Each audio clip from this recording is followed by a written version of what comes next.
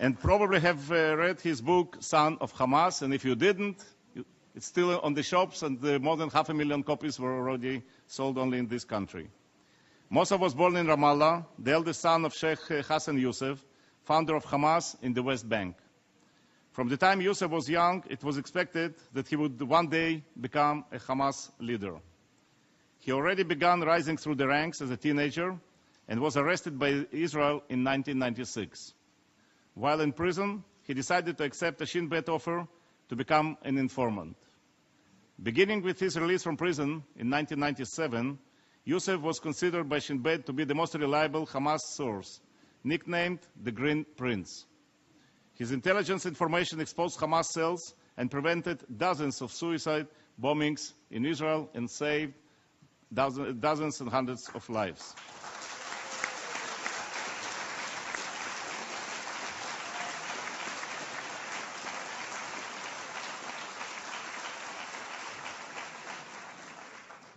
Yousef moved to the United States in 2007, and after 3 years was finally granted political asylum in 2010. Mossab, the floor is yours for opening remarks. Thank you for the introduction, and thank you for this wonderful opportunity. As some of you know already, that I am not politically correct. And I don't believe that the politician can provide the solution, especially when the politician does not have a moral ground that they stand on.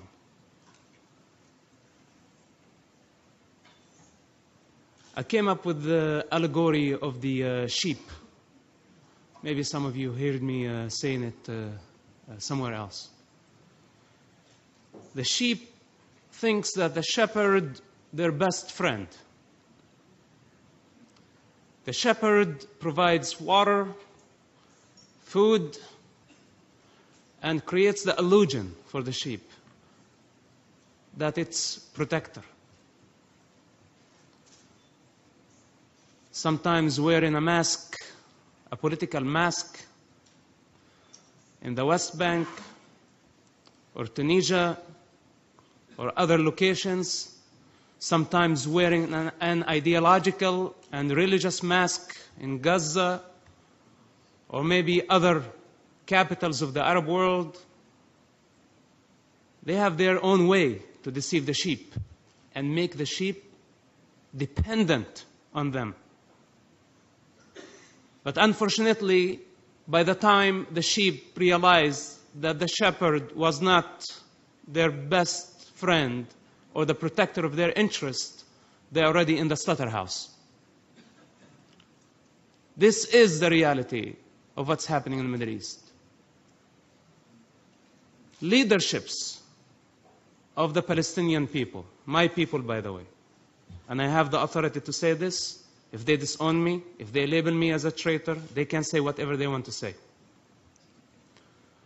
I sacrificed a lot for the sake of Palestine, of Islam, even of Hamas. I spent 27 months in Israeli prisons. I grew up witnessing the first Palestinian Intifada, and I had no idea what was going on. As a child, I was fed with hatred that Israel was our enemy, and Israel was the source of our suffering.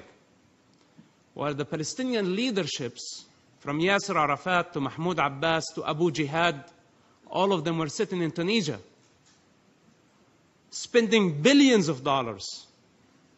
In the meantime, they were sending children to die, throwing stones, facing Israeli soldiers. I was one of them. They used us. They sent us to the slaughterhouse. They wanted us to die. The shepherd thought, how many sheep I'm going to sacrifice today to get the attention of the world, so maybe we get some more funds. So they decided to slaughter 100 sheep 200 sheep. Then Hamas came later on, 20 years later, and they did the same thing, using children and women as a human shield in Gaza Strip. Then we have now a new mask for the shepherd, and written on it, BDS, to manipulate the international community, create chaos. They're very good at doing that. Whether you call it intifada, you create chaos.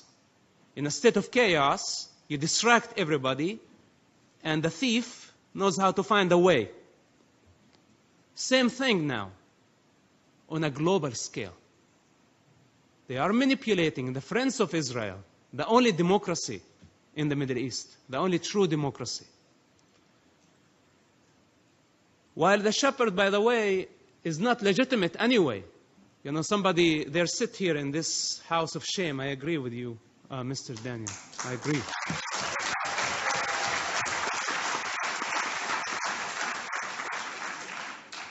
They don't represent the Palestinian people anyway. Who are you representing? The Palestinians in the West Bank or the Palestinians in the Gaza Strip? You are representing greed. Wearing the mask with what so-called Palestinian cause. You're a liar. You're a Lucifer. And at some point, you will be unmasked. If they were sincere and truthful in their approach towards peace, they would go and educate the Palestinian people, first of all, of the actual history, not their history. To compare Israel to apartheid of the South Africa. This is no comparison.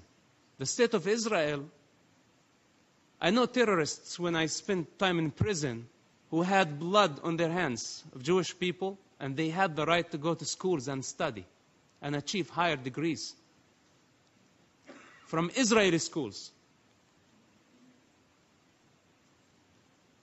In Jerusalem,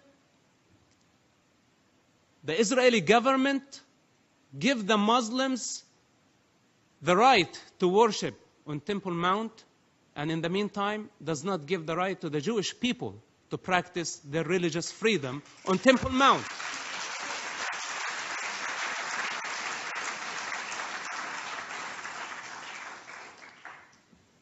Israel, before BDS, which is, BDS is only a continuation to what has been happening for many years since its establishment. I ask myself, a country like Indonesia or other countries thousands of miles away, Muslim countries, why are they boycotting Israel? What Israel has to do with them? But they have been unifying to delegitimize the state of Israel, not since the beginning or the establishment of BDS. BDS is just a new face. It's the new mask. I say those people need to be exposed to public.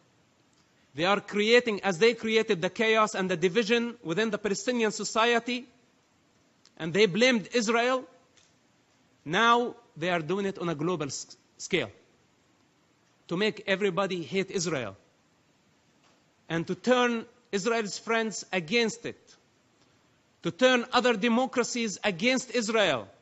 It's their game. They're very good at it. One of the most powerful tools to stop them, I say, stop giving them money. Instead,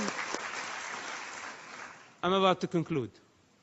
Instead of empowering them against the Palestinian people, empower the Palestinian people, empower the individual against them. Create jobs, create opportunities.